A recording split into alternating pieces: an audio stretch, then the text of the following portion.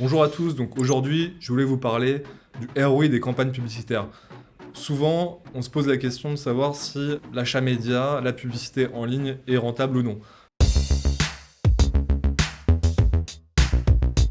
La rentabilité va dépendre de votre activité, que vous soyez un e-commerçant ou que vous soyez une société de services. Elle va également dépendre de votre panier moyen et de votre marge générée par cette vente. Sur la partie publicitaire, le retour sur investissement va dépendre du prix que vous allez payer pour réaliser une vente ou générer un prospect tout simplement.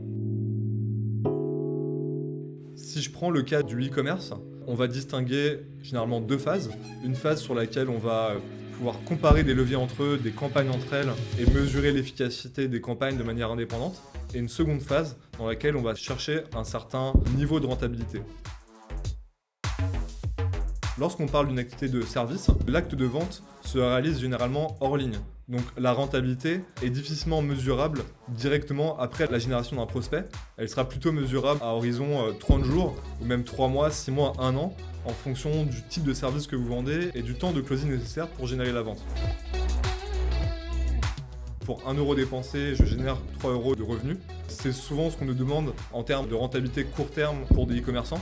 Lorsqu'on parle de commerçants qui sont des distributeurs ou des revendeurs de produits, généralement on va avoir un niveau de rentabilité recherché qui est supérieur, puisqu'on aura une marge qui sera inférieure de la part de l'entreprise qui distribue ces produits. Lorsqu'on parle de produits innovants et qui sont directement distribués par la marque, on va avoir des objectifs de rentabilité qui vont être un petit peu inférieurs et une capacité d'investissement supérieure dans ce cadre-là.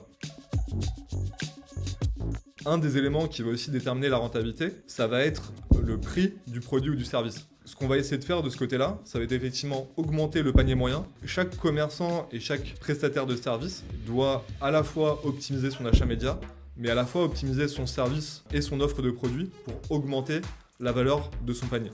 Une autre stratégie qui est employée par certaines entreprises qui vendent des logiciels ou qui vendent un abonnement récurrent va être d'optimiser et d'allonger la durée de vie de son client. Ce qu'on observe chez Junto sur l'achat média, c'est qu'il y a des effets volume et des effets de palier. Chez Junto, on est là aussi pour vous conseiller sur les minimums d'investissement requis pour atteindre et obtenir ces effets d'échelle. Ma recommandation auprès d'entreprises qui ont du mal à atteindre le ROI, c'est en fait déjà de se dire est-ce que j'ai suffisamment investi pour voir une différence en termes de vente et en termes de volume de vente. Régulièrement, nos clients nous demandent d'avoir des ROI donnés par média, par plateforme sur des investissements donnés. Là où on observe clairement qu'en ayant une démarche multi-levier permet d'avoir au global un meilleur ROI. Vos clients et vos utilisateurs utilisent constamment de nombreuses applications, visitent de nombreux sites web.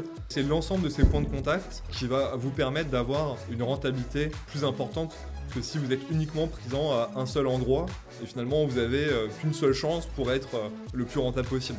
Donc effectivement, le multicanal est plus performant que le monocanal et le offline-online bien combiné est d'autant plus efficace et c'est notamment pour cette raison que vous voyez même des pure players, des sites de réservation de voyages en ligne, etc. qui font énormément de TV et d'offline en complément de leur stratégie online.